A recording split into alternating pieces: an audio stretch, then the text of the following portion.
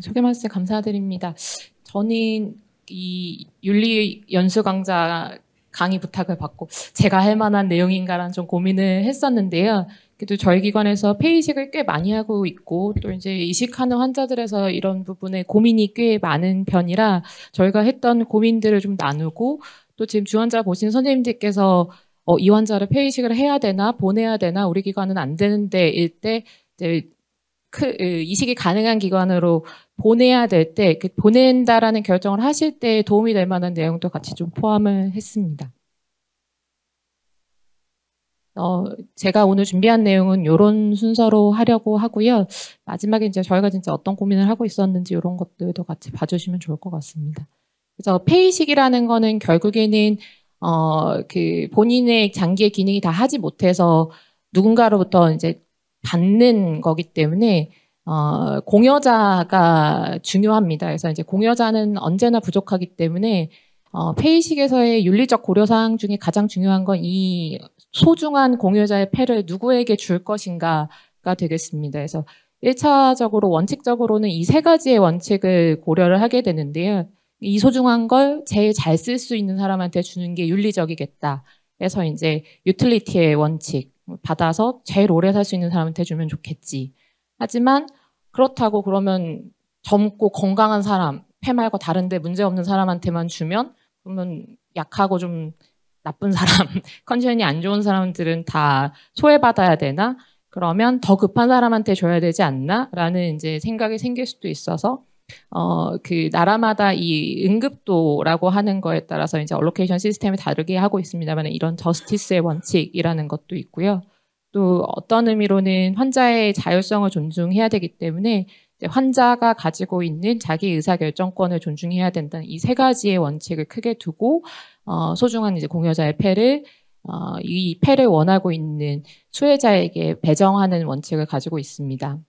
그럼 이제 어떤 사람들한테 폐이식을 해야 되는가는 대전제는 이렇습니다. 이제 만성적으로 결국에는 말기폐 질환이 되어서 이제 사망에 임박했고 이식이 아니면 생존을 도모하기 어려운 경우인데 일반적으로 이제 리스팅을 하는 경우에는 2년 안에 한 50% 이상의 사망 가능성이 높은 환자들을 대상으로 하지만 죽을 사람이라고 하더라도 이식 후에 생존할 사람들을 선정하게 돼서 적어도 수술 후 3개월 이상이 살아남을 사람, 그 이후에 살아남는다면 5년 이상은 좀 살아남을 사람들을 일반적으로 폐이식의 대상자가 되는 말기폐 질환자라고 생각을 합니다. 국제 심폐이식 학회에서 그래서 이런 캔디데이트 셀렉션에 대한 컨센서스 다큐멘트를 배포하고 있는데 여기에서 이제 대표적으로 일컬어지는 폐 이식의 대상이 되는 질환들은 이제 COPD, ILD, 이제 외국에서는 시스틱 파이브로시스가 많기 때문에 시스틱 파이브로시스, 또 non-CF 브론키եկ타시스, PH나 렘이나 또 이제 소라식 말리그넌시라는 건 우리가 일반적으로 생각하는 그런 런캔서보다는 여러 개 멀티플한 지진이 있는 이제 그런 경우 이제 소라식 말리그넌시 그리고 우리가 중환자실에서 주로 진료를 하고 있는 또 ARDS도 폐이식의 대상자로 포함이 되게 됩니다. 그러면 대상 질환이나 이제 대상자는 이제 말기폐 질환이고 이런 앞서 말씀드린 질환들이 말기폐 질환이 될 가능성이 높은데 모두가 폐이식을 받는 게 아니라 그럼 어떤 환자들은 폐이식을 받기 어려운가? 대전제로 되는 이제 absolute contraindication이라고 일컬어지는 건 결국에는 이식이 성공하지 못할 사람들은 폐이식의 금기가 되는 겁니다. 그러면 어떤 사람이 이식을 성공하지 못하냐 하면 여러 가지 리스크 팩터를 가지고 있는 사람들이 폐이식 이후에 성공할 가능성이 낮기 때문에 여러 가지 리스크 팩터를 갖고 있는 사람들이 컨트라인디케이션이 될 수 있고 또 여러 가지 리스크 팩터가 있더라도 이후에 이제 관리가 가능하다면 이식을 할 수 있겠지만 관리가 불가능한 경우에는 이식을 할 수 없다라고 정해놓고 그런 것들을 그냥 모호하게 얘기하기가 어렵기 때문에 이런 기준들을 정해 놓았습니다. 제일 중요한 건 환자가 이식받을 생각이 없으면 이식의 앱솔루트 컨트라인디케이션입니다. 그래서 이 부분이 저희가 이제 중환자실에서 과연 어떻게 할 것인가라는 고민이 좀 생기는 거고 이제 폐 외에 장기 부전이 있는 경우들은 사실은 폐이식의 금기라고 얘기를 할 수 있습니다. 다장기 이식을 하지 않는 경우에는 이제 그 외에 9번부터 12번까지는 이제 이식 후에 조절되기 어려운 감염이 있는 경우에는 이식의 대상이 되기가 어렵고, 이제 13번부터 17번까지는 이식 후에 이제 재활이라고 하는 회복 과정을 적절하게 수행하기 어려운 경우에는 이식을 받기 어렵다. 다시 말하면 이식을 받을 생각이 있고 폐외에 다른 장기의 부전이 없으면서 이식 후에 감염으로 사망할 가능성이 없는, 그나마 폐외의 장기들의 기능이 좀 유지가 돼서 이식 후에도 일반적인 삶을 살 수 있는 사람들이 폐이식을 받고, 그렇지 못하다고 하면 이식의 금기에 가깝다라고 이해하시면 되겠습니다. 그러면 앞에 있었던 이런 질환들은 중환자실에서 우리가 고민해야 되는 질환인가라고 하면, 당연히 중환자실에도 이런 환자들이 다 어떤 상황에서든 갈 수 있기 때문에 이식의 대상자인 중환자실에 입실해 있는 환자들이라고 할 수 있고, 그 중에서는 ARDS에 빠져 있는 환자들에서 이 환자를 이식을 해야 될지 말아야 될지에 대한 고민이 중환자를 보는 의사에서는 생길 수 있을 것 같습니다. 저희가 이제 코비드 팬데믹을 정확하게 몇 년이나 저희가 괴로웠는지 기억이 나진 않지만, 이 코비드 팬데믹 때 ICU를 보셨던 분들은 한 번 정도는 다 고민하셨을 것 같습니다. 내 환자가 지금 ARDS 빠져서 에크모는 넣어놨는데 한 2주 버티면 꽤 좋아지겠지 했는데 2주는 넘어가고 3주가 넘어가고, 그럼 이 환자는 이제 이식이라는 게 있는데 보내볼까라는 고민을 많이 하셨을 텐데, 다 서로 바쁘고 힘들고 하니까 안 받아준다 그러고 이런 고민들을 다 있으셨을 것 같습니다. 제가 받았던 메일인데요. 근데 내용이 글씨가 작아서 안 보이시겠습니다만은, 환자가 이제 57세 남자분이시고 2022년 12월에 이제 코비드 확진을 받아서 한 2개월 정도를 중환자실에서 이제 고생을 너무 많이 하시면서 이제 보고 계셨는데, 환자가 회복 가능성이 좀 떨어지고 너무 젊은 나이여서 이런 환자들이 이제 이식의 대상자가 되지 않을까, 가능하다면 이제 이식이 가능한 저희 기관으로 옮겨서 치료를 하면 좋겠다라는 의견을 주셨었는데요. 그래서 이런 의뢰가 여러 공식적으로 진료를 통해서도 아니면 이제 개인적으로 메일이나 유선 연락을 통해서도 이제 주시는 분들이 워낙에 좀 있었기 때문에, 저희 원내에서도 어떤 환자는 받고 어떤 환자는 안 받고, 나랑 친한 선생님이 부탁하면 받고, 이렇게 하는 것이 어떤 의미로는 이제 윤리적으로 좀 문제가 된다는 생각에 저희 다학제 회의를 통해서 어떤 환자들을 ARDS 환자들을 폐이식의 대상자로 판단을 해서 기관 이송을 해서 이제 이식을 할 것인가에 대한 기준을 정했었습니다. 사실은 전체적으로는 일반 원칙과 거의 비슷하게 했었고요. 그때 당시 이제 란셋에서 워낙에 코비드 ARDS로 사망한 환자들이 늘어나고, 그런 환자들의 이제 이식이 시작되긴 시작한 산점에서 이제 서제스천 하는 레터 형식으로 이제 줬을 때 한 4주에서 6주 정도의 치료에도 호전이 없는 경우에는 폐이식을 고려해서 폐이식이 가능한 기관으로 이송을 하거나 이식을 고려하자라는 얘기가 있어서 그 기간을 저희도 이제 비슷하게 적용을 했고요.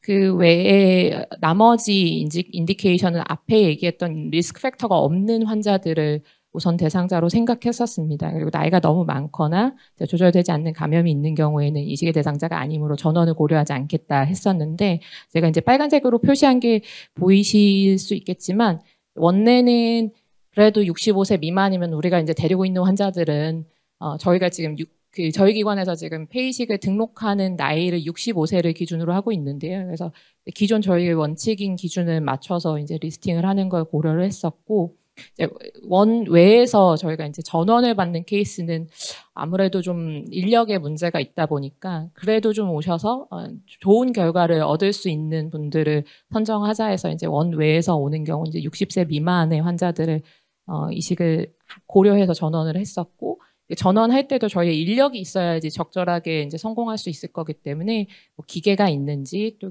ICU에 이제 공상이 있는지, 또 여러 가지 것들을 해서 전원 이후에도 실제로 환자가 성공할 수 있는 경우에만 리스팅을 해서 이식을 고려를 했었습니다.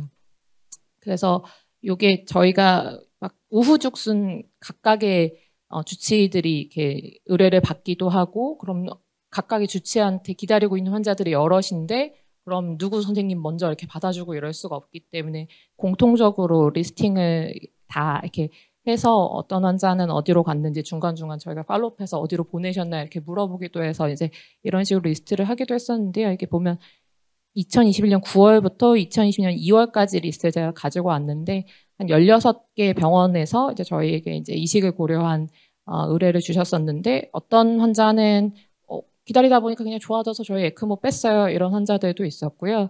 오히려 이제 나빠져서 이제 사망하시거나 그랬던 경우도 있었고 또 저희 전원을 해서 이제 이식한 케이스도 있었고 여러 가지 케이스들이 있었습니다.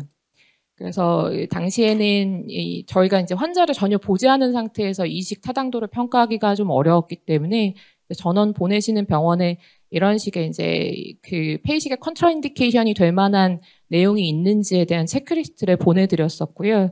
이런 체크리스트 안에는 메디컬 컨디션뿐만 아니라 이 폐이식이라는 치료 그냥 저 큰 병원 가면 큰 병원이라는 표현 좀 그렇지만 어쨌든 병원으로 옮기면 좋아진다. 근데 그 좋아지는 치료가 폐이식이라는 것이 무엇인지에 대해서 인지하고 동의하였는지에 대한 내용을 같이 포함을 했었습니다.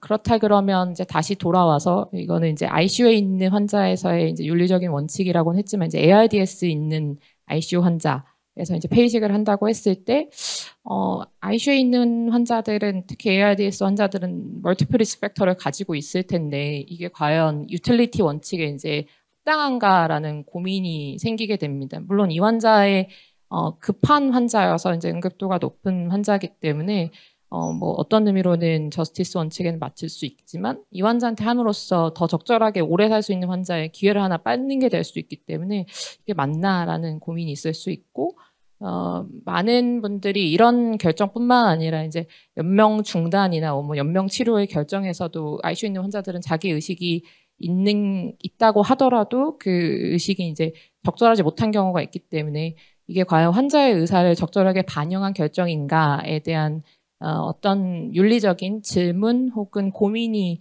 생길 수밖에는 없는 게 현재 이제 그 폐이식에서 고려할 수 있는 이 윤리적인 질문일 것 같습니다. 그렇다면 이제 지금 국내에서는 폐이식이 어떻게 이루어지고 있는지에 대해서 한번 소개를 드리고 국내에서 이러니 ICU에 있는 환자들을 어떻게 할까라는 대답을 내릴 수 있을 것 같아서 현재 국내 현황을 좀 말씀드리겠습니다. 국내의 첫 폐이식은 1996년도에 이제 세브란스 병원에서 53세 남자 IPF 환자에서 우측 폐이식을 성공적으로 시행한 바 있고 하트렁 트랜스플란테이션은 97년에 이제 인천 길병원에서 했었고 리빙 도너로 트랜스플란테이션 했던 건 2017년 서울 아산병원에서 했었습니다. 현행법상으로는 현재는 폐이식은 뇌사자 이식만 가능한 상태이고요. 국내 폐이식 응급도는 기본 원칙은 이제 얼전시에 의해서 합니다. 다시 말하면 더 중한 환자에게 기회를 먼저 주겠다. 왜냐하면 중한 환자는 안 하면 더 빨리 죽을 테니까. 그래서 얼전시의 기본 원칙을 전제로 해놓고 먼저 그 와중에서도 이제 먼저 대기한 사람이 수혜 가능성이 높고 또 이제 혈액형 매칭도 필요하고 가족 중에 장기 이식을 한 기증 전력이 있는 경우에는 그거에 대한 추가 가산이 있고 또 저희가 이제 권역을 나눠서 지리적 근접도에서 따라서 이제 얼로케이션이 달라지고 나이가 좀 젊은 경우에 유리한 면이 있습니다. 그래서 응급도를 0, 1, 2, 3으로 나누고 응급도 0은 이제 요 두 가지라고 생각하시면 됩니다. 인투베이션을 했거나 에크모를 했거나 다시 말하면 이제 중환자실에서 치료를 해야 될 정도로 환자가 중한 호흡 부전에 있는 환자들을 얘기를 하고요. 1번, 2번 위에 이제 요런 얘기가 들어 있는데 응급도 0으로 천년만년 있으면 그 환자는 언제든 이제 기증을 받을 수 있는가 그렇지는 않고 응급도 0이라고 하더라도 재등록을 7일마다 이렇게 8일마다 이제 그 일주일마다 한 번씩 해서 이제 3주까지 응급도 0으로 3회 이제 재등록을 할 수 있고 그 이후에는 응급도 0으로 다시 재등록은 불가능합니다. 다시 말하면 응급도 0으로 있을 수 있는 기간은 환자에게는 3주밖에는 없습니다. 19세 미만 이식대기자는 이런 등록 횟수 제한이 없고 19세 이상은 이런 등록 횟수 제한이 있습니다. 응급도 1은 에크모나 그 메카니컬 벤틸레이션을 하지 않고 있는 환자 중에서 심한 저산소증이 있거나 폐고혈압이 심하고 오심부전이 있거나 아니면 하이퍼캡니아가 있을 정도의 이제 호흡부전이 있는 경우 이런 ABJ 검사를 하기가 어렵다고 하면 하이플로 내전 캐뉼라로 FRT 0.6 이상 30리터 이상의 고요량 산소 침수를 2주 이상 입원하면서 이제 유지하고 있는 경우에는 응급도 1로 등록을 할 수 있고 앞에 그 3주의 대기 기간이 끝났는데도 불구하고 에크모나 메카니컬 벤틸레이션 하고 있는 환자들이 이 응급도 1로 변경이 되게 됩니다. 그 외의 환자들은 좀 더 경한 폐질환 환자들이어서 이제 폐기능이나 이제 ABJ 검사 결과가 이제 응급도 1에는 미치지 못하는 경우고요. 이런 응급도 2가 아닌 사람들은 이제 응급도 3인데 응급도 2나 3에서 수혜하는 경우는 사실은 많지는 않습니다. 그럼 어떤 환자들이 주로 국내에서는 폐이식을 받게 되는가? IPF가 이제 전체 뭐 2023년 기준으로는 200명 정도가 폐이식을 받았다 그러면 그중에 반수 정도가 이제 IPF로 폐이식을 받았고요. 나머지들은 되게 좀 작아 보이는 기타라고 되어 있는 것들은 이제 저희가 이제 학회에서 분류를 좀 하기가 좀 어려웠던 경우도 있고, 잘 보시면 여기 이제 ARDS는 포함이 되어 있지 않는데 이제 그런 종류로 중증 ARDS 환자들도 여기 안에 좀 포함이 많이 되어 있습니다. 나이를 보시면 50에서 64세의 좀 긴 범위를 가지고 있긴 하지만 50에서 64세의 나이가 이제 가장 많이 이식을 받는 나이가 되겠고, 그거는 IPF가 가장 이식을 많이 받는 질환인 것과도 연결이 되어 있는 것으로 생각하시면 되겠습니다. 또 요게 이제 좀 중요한 얘기인데요. 결국엔 얼전시 베이스드로 도너렁을 얼로케이션 하다 보니까 스테터스 제로가 제일 많이 받는다기보다는 응급도 0이 되어서 비로소 폐이식을 수혜받는다고 생각하시면 되고요. 그래서 많은 환자분들이 중환자실 재실환 상태에서 폐이식을 받게 됩니다.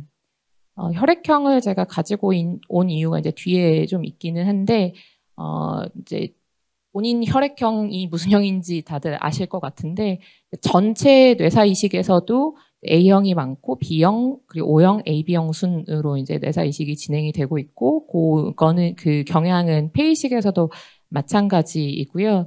AB형은 사실은 이제 그 AB형 자체가 좀 적어서 N수가 좀 적다 그러면 이제 O형은 사실 좀 수혜받기가 좀 어려운 혈액형이다 보니까 다른 혈액형 대비해서는 뇌사자 이식 건수가 좀 적은 편입니다.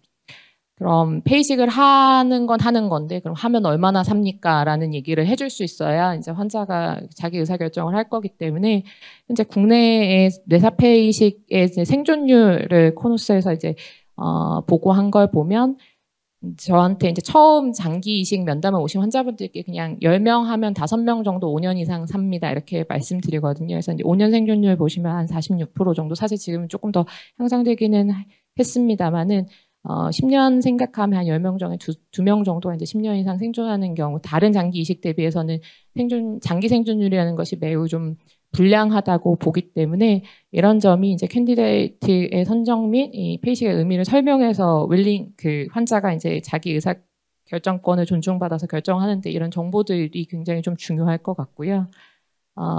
그 나이가 젊은 사람들이 좀 더 잘 사는 건 맞아서 저희 기관 같은 경우도 65세 미만의 폐이식 대상자로 등록하고 또 65세 미만에서 계획을 하고 있는데 65세 이상이 별로 좋지가 않아서입니다.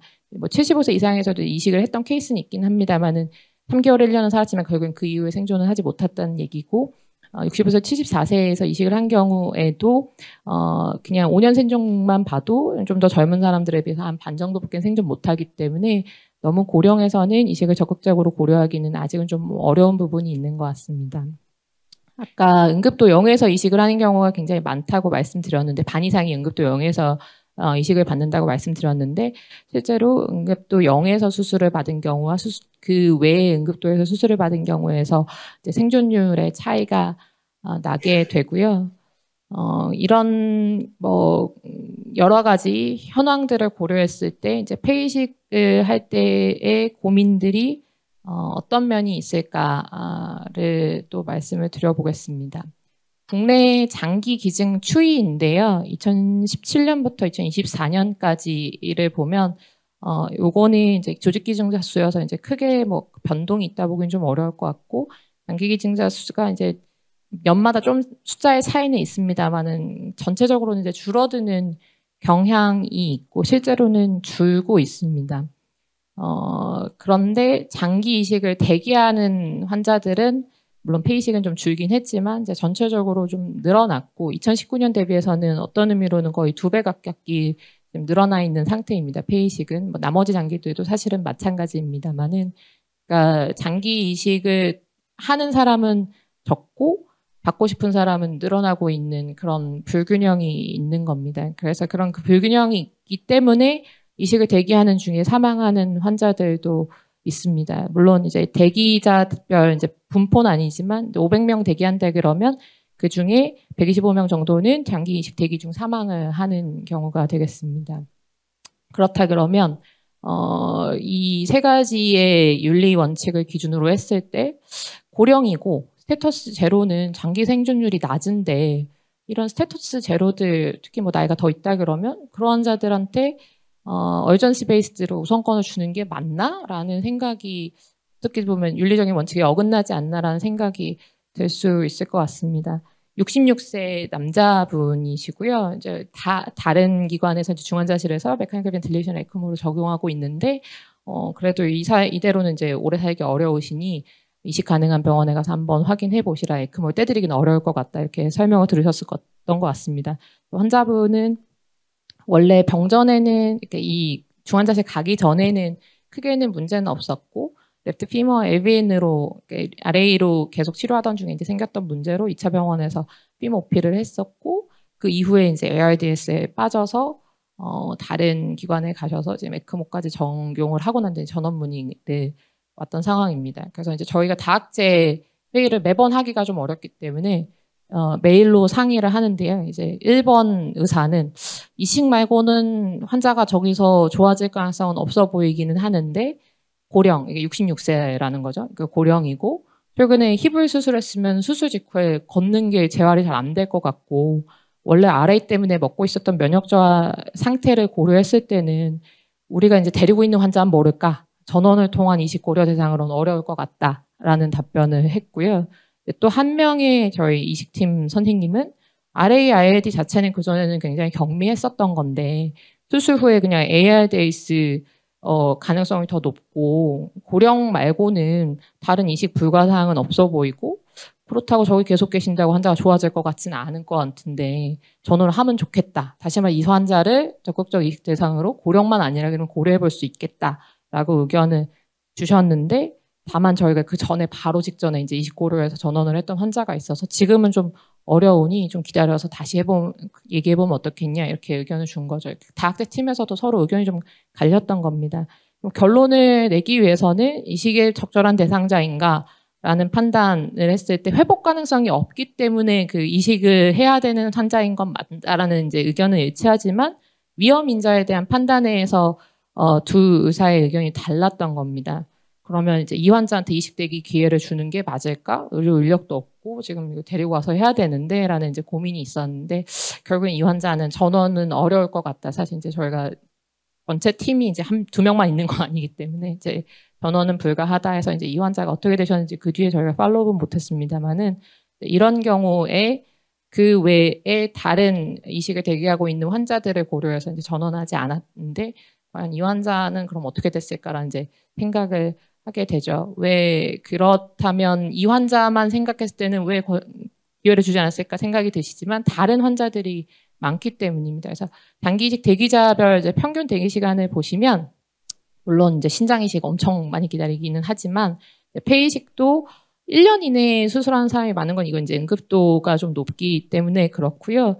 뭐 3, 4년 저희가 보통 한 2년 정도 기다린다 이렇게 말씀드리는데 한 2년 정도를 기다려서 받는 경우가 많고 2년을 기다릴 수 있다는 얘기는 그 환자가 이제 응급도 1이거나 2란 얘기이기 때문에 어떤 의미로는 이제 추후 생존을 도모하기에는 예후가 좀 더 나은 환자들이 계속 기다리고 있는 상황이라는 것이 저런 환자들에게까지 아주 모험을 해서 기회를 주기가 좀 어렵다는 부분이 좀 있습니다. 그래서 스테터스 제로가 이제 응급도가 0인데 196일을 기다렸네 이렇게 생각하실 수도 있지만 이건 이제 그 전에 대기 등록했던 사람들이 결국엔 응급도 0이 되고 나서 수술을 받았다라는 의미이기 때문에 전체적으로는 스테터스 1에서도 1년 정도는 기다려야지 환자분들이 이식을 받게 되기 때문에 그런 면에서의 응급도에 따른 수회에 대한 결정을 할 때 이런 부분을 좀 저희가 고려를 하고 있습니다.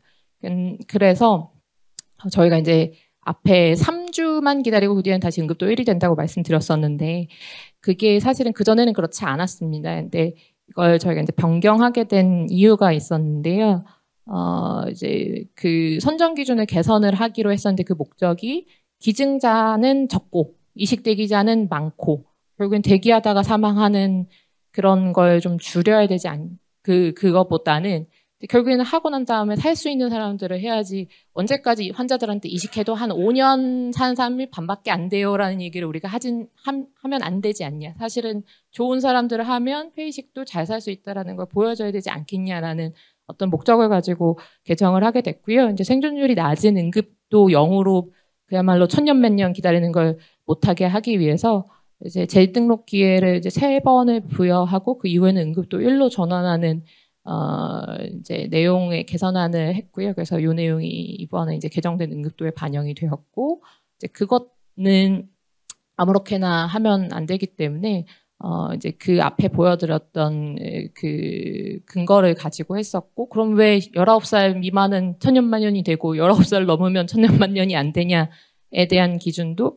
18세 이하와 이상일 때 이제 생존율이 좀 다르다는 거를 이제 근거로 해서 나이가 19세 미만인 경우에는 3주 기준을 저희가 이제 뺐습니다.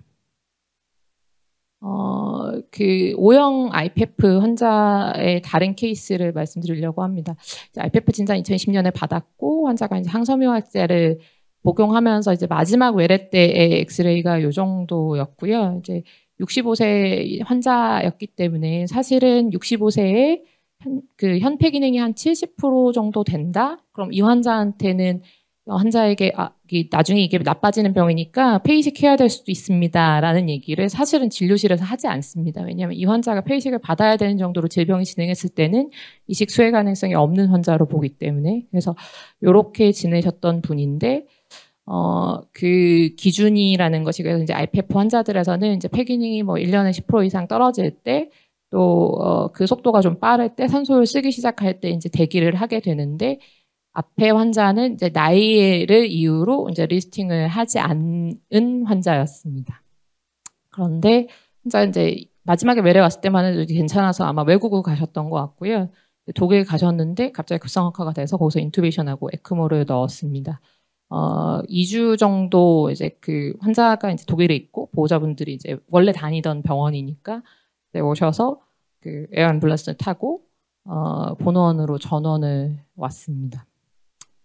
온 상태에서 보니까 환자는 뭐 의식도 없고 깨지도 않고 그전에는 뭐 이식이 뭔지도 모르고 계셨던 환자분이기 때문에 와서 뭐 어쨌든 이식을 받으실 거예요라도 물어볼 수 있어요. 이제 이식을 고려하든 아니든 할 거기 때문에 다학제외 1치아에서는 환자 의식이 안 됐는데 이 환자를 어떻게 대기 등록하겠냐 그리고 불가하다 이렇게 판정을 했었고요. 그래서 이제 인디케이션으로는 이식 아니면 회복이 좀 불가하다라는 내용이 이제 이 환자가 이식 대상자인가에 대한 질문에서는 그게 될 것 같고 컨트라인디케이션은 아니지만 65세 정도 좀 컷오프해야 되는 나이가 있고 지금 에크모를 하고 있는 거기 때문에 어떤 의미로 펑셔널 스테터스가 떨어져서 이후 이식 이후에 재활이 될까라는 고민이 있고 메카니컬 벤틸레이션이나 에크모 같은 경우는 이식의 어떤 리스크 팩터 다시 말하면 스테투스 제로에서 이식을 하는 경우에는 아닌 경우 대비해서 그 생존율이 낮기 때문에 리스크 팩터로는 되어 있지만 컨트라인디케이션은 아닌 상황이었습니다. 그래서 좀 기다리고 보니까 환자가 좀 오래 걸렸지만 한 열흘 정도 뒤에 이제 의식이 확인이 됐고 아주 잘은 못 움직이지만 팔은 움직이고 재활 선생님이랑 이제 악수하는 운동 정도로 할 수 있게 돼서 그러면 이식을 합시다 하고 이제 스테터스 제로로 등록을 하기로 했습니다. 근데 스테터스 제로로 등록할 때 저희가 항상 교육을 하는데 3주 이내 이식을 받지 못하면 응급도 1로 하향이 되고 그런 경우에 수혜 가능성이 좀 떨어진다라는 말씀을 드리는데 이 교육을 대부분은 이제 보호자분이 듣게 됩니다. 중환자실에 있는 경우에. 그래서 이 환자는 뭐 급한 환자이기 때문에 이제 응급도 1로 이제 수혜를 하기로 했는데 아까 제가 이제 강조하진 않았지만 O형 환자였습니다. 근데 O형은 사실 수혜 가능성이 좀 낮은데 이 O형들도 막 기다려도 안 나오는데 3주 똑같이 하는 게 맞을까라는 고민을 저희가 하고 있거든요. 왜냐하면 이게 이제 그 혈액사업 통계연보에서 제가 가지고 왔는데 이제 국내 혈액형 분포가 결국에 수혈하는 사람들이 얼마나 되냐에 따라서 좀 똑같이 이제 일치할 거기 때문에 A형이 제일 많고요.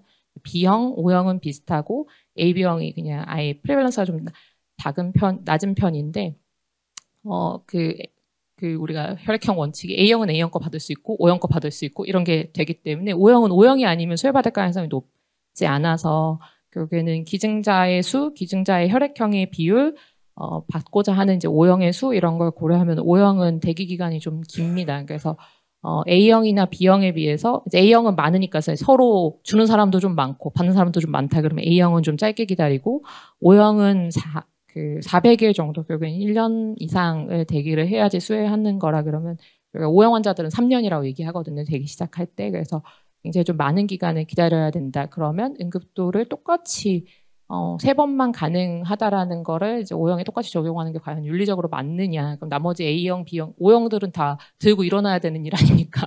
그런 문제가 좀 있습니다. 그리고 결국엔 스테토스 제로가 이제 예후가 나쁜데 O형은 더 길게 기다려야 된다 그러면 사실은 O형들은 수술 받지 말라라는 얘기 이상이 또 아니었을 것 같기도 하고 그런 고민들이 있습니다. 그럼 저희가 왜 3주를 정했냐? 이게 BTT가 이제 브리지 투 트랜스플란테이션을 에크모를 한 상태에서 대기 기간을 가지고 서바이벌을 나눠봤더니 2주를 기준으로 2주 이상 이제 에크모하고 기다려서 수술하는 경우에는 결국에는 서바이벌이 좀 떨어지다, 이렇게 달라진다. 다시 말하면 너무 에크모라고 하는 기계를 달고 환자가 위약해져서 수술하면 그 이후에 회복 과정을 다 견디기가 어려워서 결국엔 장기 생존을 보장하기가 어렵기 때문에 앞에 얘기했던 그 유틸리티 원칙에 계속 부딪히게 되는 겁니다. 그래서 14일로 하지 않고 이제 저희가 3주 정도 한 건 대부분 그래도 한 3주까지 기다리면 웬만하면 수혈을 받더라. 뭐 이런 기준들이 같이 포함이 돼서 지금 한 3주 정도를 대기하는 것으로 했는데요. 결국엔 이 환자는 11월 14일에 이제 의식을 확인하고 좀 움직이는 게 돼서 그러면 이식하고 재활해보자 하고 이제 스테토스 제로로 등록을 해서 회식을 기다렸지만 O형이었고 이제 공여자를 그때 당시에 이제 나오지가 않아서 그게 이제 응급도 1로 변경이 되게 됐고요. 환자는 의식은 있는데 팔다리도 움직이는데 본인도 페이식을 받겠다고 계속 의지를 표현하는데 다른 메디컬 프로블럼들이 계속 생겼습니다. 그런 것들을 해결하다가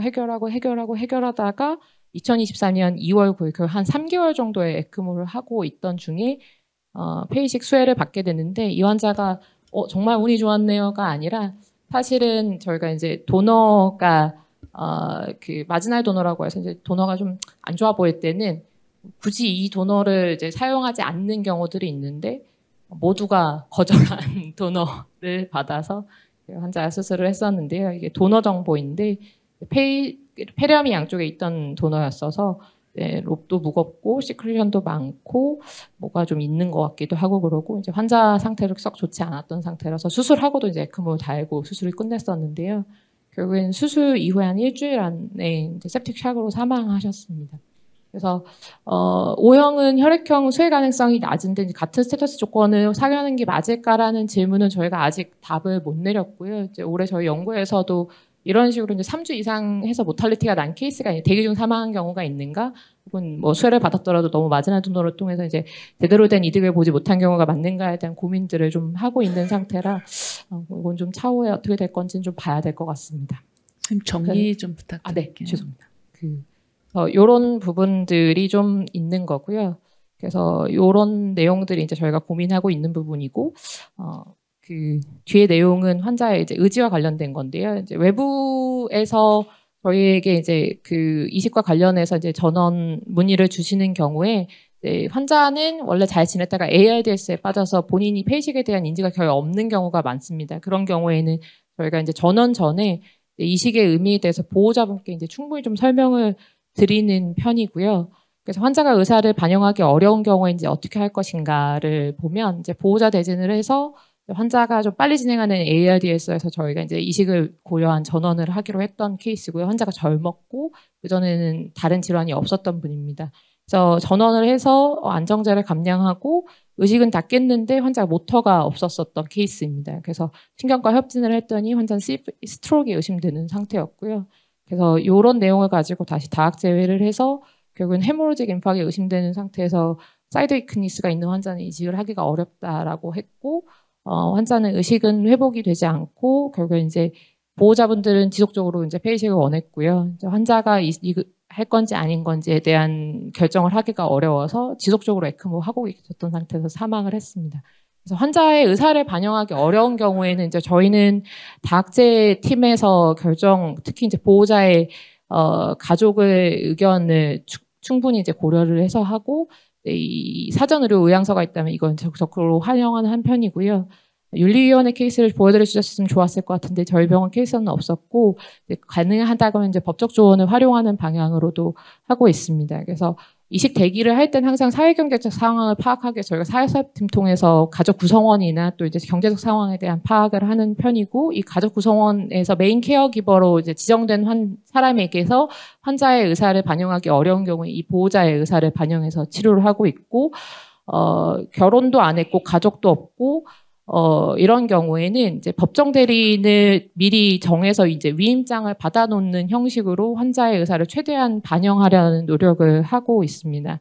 그래서 가족이 없고 본인 스스로의 의사가 반영하기 어려운 상황이 폐이식 과정에서는 얼마든지 있기 때문에 이제 그런 경우에 법정 대리인을 미리 지정하는 방식으로 하고 있습니다. 그래서 정리하자면 중환자실에 있는 환자들이 이제 폐이식을 하는 경우에는 그렇지 않은 사람들보다는 예후가 나쁘지만, 그렇다고 다 안 해주는 것이 이제 오히려 윤리적으로 유틸리티 원칙을 다 따르는 것이 아니라 위험인자를 잘 조절해서 적절한 대상자를 선정해서 이식하는 경우에는 성공할 수 있기 때문에 이런 대상자 셀렉션을 하는 것에 저희 중환자실 팀이나 또 이제 이식 팀에서 이제 이런 환자들 잘 선정하는 것이 중요할 것 같고, 환자의 의사를 반영하는 부분이 가장 어려운 경우가 있는데요. 이럴 때 이제 다학적인 접근이나 또 대리인으로서의 가족의 충분한 정보 공유를 하고 윤리위원회나 법적 조언을 적극적으로 고려하시는 것이 도움이 될 것 같습니다.